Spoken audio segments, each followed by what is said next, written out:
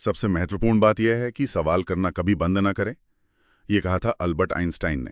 और आज हम विज्ञान के कुछ ऐसे ही बुनियादी सवालों में गहरे उतर रहे हैं। हाँ बिल्कुल।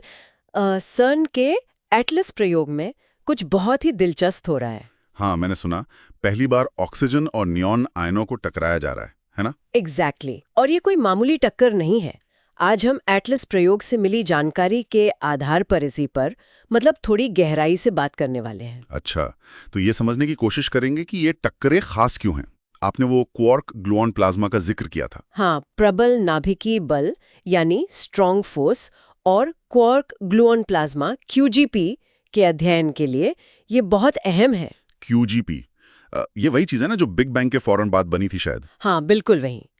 तो ये जानकारी जो UPSC की तैयारी कर रहे हैं उनके लिए भी काफी काम की हो सकती है। मौलिक विज्ञान में ये एकदम नई डेवलपमेंट है। तो चलिए शुरू करते हैं।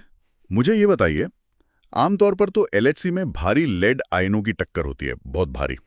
हाँ, लेड। तो फिर इस बार ऑक्सीजन और नियॉन जैसे हल्के आयनों को क्यों चुना गया? अच्छा सवाल है।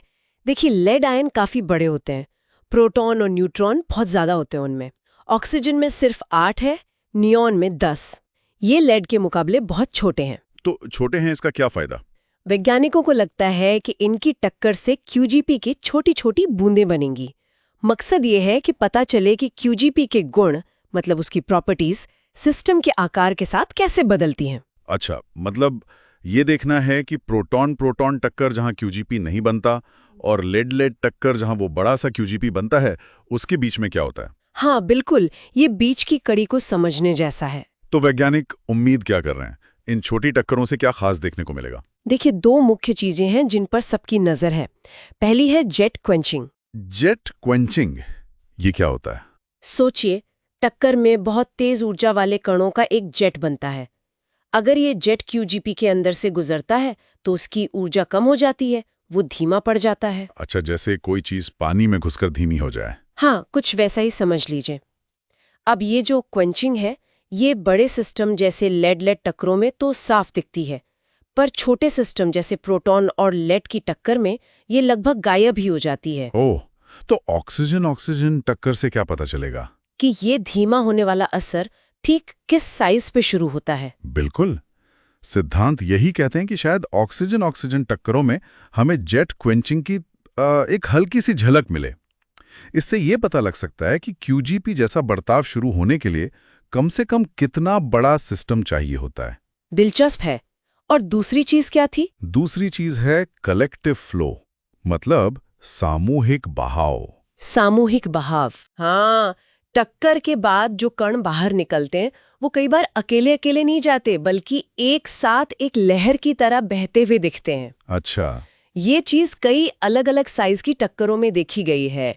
ऑक्सीजन जैसी हल्की आयनों की टक्कर से हमें ये समझने में मदद मिलेगी कि ये सामूहिक बर्ताव कैसे शुरू होता है, कैसे विकसित होता है। और आपने शायद ये भी कहा था कि इससे ऑक्सीजन के नाभिक की बनावट का भी कुछ अंदाजा लग सकता है। हाँ, ये भी एक संभावना है। कुछ थियोरीज हैं जो मानती हैं कि ऑक्सीजन का नाभिक शायद एक ठोस गोले जैसा न हो सकता है वो 4 छोटे अल्फा कणों का एक तरह से क्लस्टर हो, झुंड जैसा। 4 अल्फा कण, वाह। हाँ, और ये जो कलेक्टिव फ्लो का पैटर्न है वो इस अंदरूनी बनावट पर भी निर्भर कर सकता है। ये तो कमाल की बात है। अच्छा, और नियॉन क्यों? नियॉन में क्या खास बात है? नियॉन का मामला और भी मजेदार है। सिद्धांतकारों को लगता है कि नियॉन आयन शायद पूरी तरह गोल न हो सकता है उसका आकार कुछ बॉलिंग पिन जैसा हो। क्या कहा? Bowling pin? हाँ, मतलब एक सिरे से मोटा, दूसरे से पतला? हाँ, कुछ वैसा ही। आयन का आकार गोल न होना भी टक्कर पर असर डालता है। बिल्कुल। ये जो अनोखा आकार है, ये टक्कर की शुरुआती ज्यामिति मतलब स्टार्टिंग शेप को बदल सकता है और उससे QGP कैसे बनता है उस पर भी असर पड़ सकता है। समझ गया।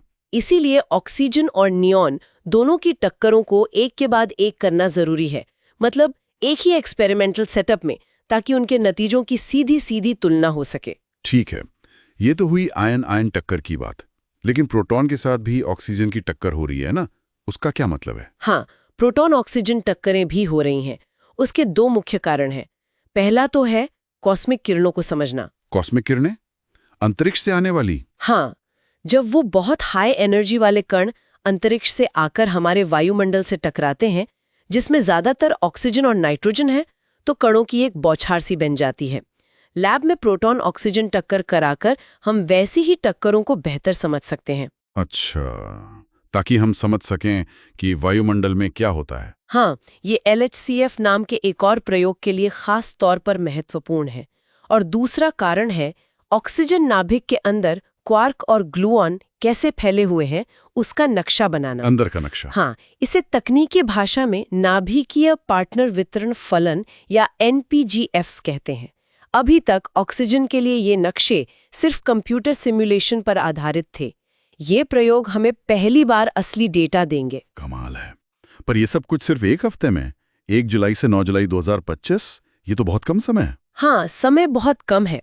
ये वाकई एक चुनौती है, इसके लिए बहुत खास तैयारी की गई है। जैसे कि डेटा लेने की रफ्तार मतलब बैंडविड्थ करीब 50% बढ़ा दी गई है। फिर जो डेटा आ रहा है उसे तुरंत सेंट्रल कंप्यूटर में भेजने की बजाय पहले एक्सपेरिमेंट के पास ही अस्थायी तौर पर स्टोर किया जा रहा है। अच्छा, ताकि कुछ मिस ना हो। हाँ, और टक्करों में से कौन सी घटनाएं काम की हैं, उन्हें जल्दी से पहचानने के लिए नए तेज तरीके, जिन्हें ट्रिगर कहते हैं, वो विकसित किए गए हैं। एक खास डिटेक्टर है ZDC, वो बीम ठीक से चल रही है या नहीं, इस पर लगातार नजर रखेगा। लगता है काफी प्लानिंग की गई है। बिल्कुल, भले ही ये रन छोटा है, पर इसका महत्व बहुत बड़ा है।